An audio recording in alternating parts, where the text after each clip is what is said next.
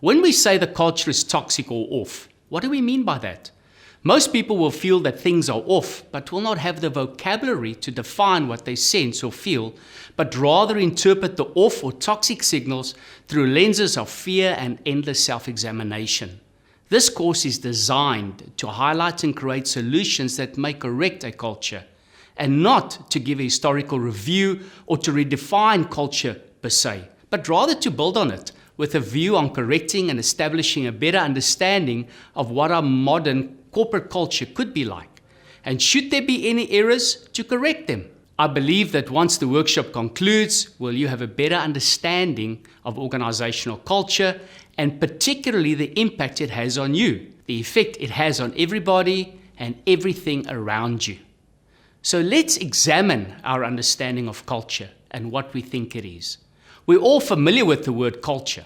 According to the Merriam-Webster dictionary, is it a high level of taste and enlightenment as a result of extensive intellectual training and exposure to the arts, or just plainly the way people live at a particular time and place? On face value, the word seems pretty normal, and most people would use it to describe things like customs, manners, values, heritage, legacy, tradition, and so on with. The word is also used in phrases like cultural diversity, culture shock, toxic culture, change-orientated culture, learning culture, innovating culture, or even a team project-orientated culture. And more recently, it has been used to emphasize the vast differences, customs, and standards that are evident in the workplace. Interesting enough, the word culture has had a long history attached to it. And albeit a Latin word meaning to till the ground or to cultivate to harvest, is it not a universal word per se? It is clear that the word itself developed over time to mean different things to different people. To the agriculturist, it meant to grow a harvest. To the educated living in the 18th century France, it meant refinement, taste, or acquainted with the best the world has to offer.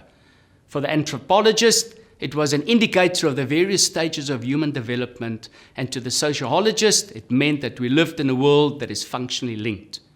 Therefore, when we speak of culture, we are not referring to a diversity training or ethnicity per se, but according to the definition, to a product of human thought and action, which is material and non-material, and exhibits itself as norms, customs, rituals, traditions, and institutional knowledge, which promotes a form of solidarity that is unique to that particular organization, firm, or company.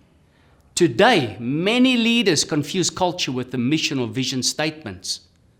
Well, traditionally we understand a mission statement to be the calculated and practical expression of the company, answering the how and what questions, such as, what do we do? How do we do it? Whom do we do it for?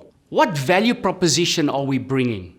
What is your business? Who are our competitors? Where are we to go? While the vision statement is more lofty, ambitious, and future-minded, answering the why question without giving specifics as to how it will be actually achieved.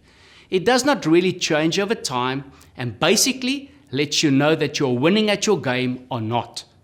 The vision statement answers questions such as, why do we exist? What do we want to become? What do we want to be known for?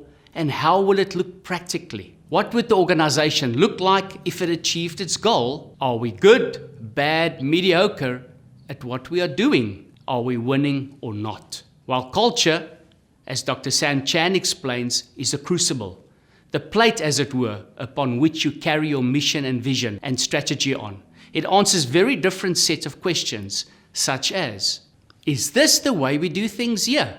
And is this how we behave? Vision and mission statements are not the cultural ambassadors of a company as they stand on their own and answer its own set of questions. In the next segment, we are going to take a closer look at the triggers that make us so culture aware and why they matter to us.